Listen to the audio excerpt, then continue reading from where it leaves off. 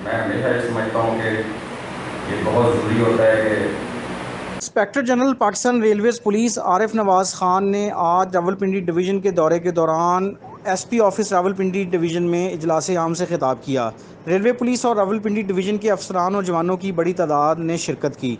Railway police के जवानों के मसाइल को हल करना अव्वलीन तरजीह है। आईजी रेलवेज़ पुलिस, उनका कहना था कि रेलवे पुलिस जवानों की वेलफेयर की जानिब खुसूसी तवज्जो दे रही है।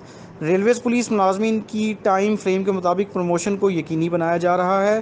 करप्शन के ख़िलाफ़ ज़ीरो टॉलरेंस की पॉलिसी पर अमल किया जा रहा है।